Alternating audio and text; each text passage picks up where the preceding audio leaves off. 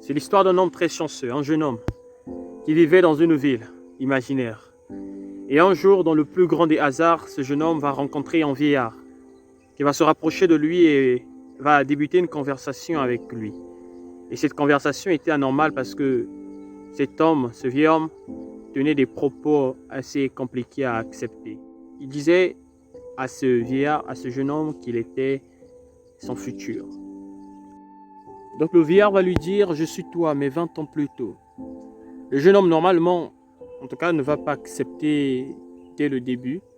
Et le vieillard va essayer un peu d'expliquer. Tu vois, t'es là, tu as fait tes choses, voici le nom de tes parents, le nom de tes amis, et ainsi de suite, il va citer. Et le jeune homme va finir par accepter. Donc pour aller un peu plus vite, le jeune homme va finir par accepter. Il va être convaincu et il va croire que c'est réellement son futur. Il va dire, j'ai beaucoup prié Dieu pour que je te rencontre enfin. Mais par la plus grande des grâces, Dieu a fini par réaliser ma prière. Et aujourd'hui, je t'étoie devant toi. Et je ne veux pas perdre beaucoup de temps. Te dire simplement, tu n'as pas à venir accomplir ce que je suis devenu. Et il va lui dire simplement que si je suis devenu ce que je suis devenu aujourd'hui, c'est parce que je n'ai pas respecté les 3 règles cruciales de la vie.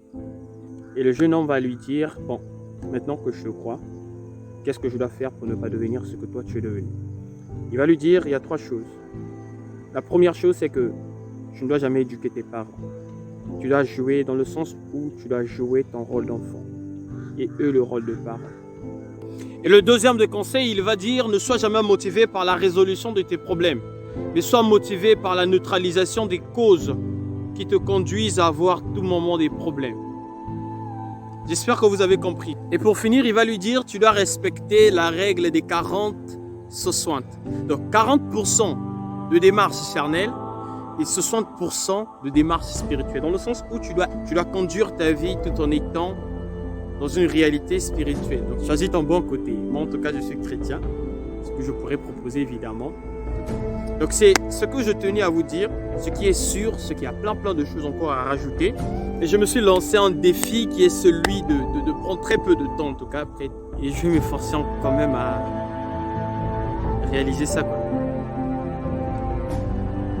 La vie, comprenez, pour finir en tout cas, ça ne se subit pas, mais ça se construit. Cet homme a eu la chance un jour de rencontrer son futur, qui pouvait l'avertir. Si seulement on pouvait aussi recevoir la chance qu'a eu cet homme-là, beaucoup devaient abandonner ce qu'ils font, qui ne les avantage en rien. Ils allaient changer de paradigme. Beaucoup allaient changer en tout cas de mentalité. Si seulement ils avaient rencontré leur futur.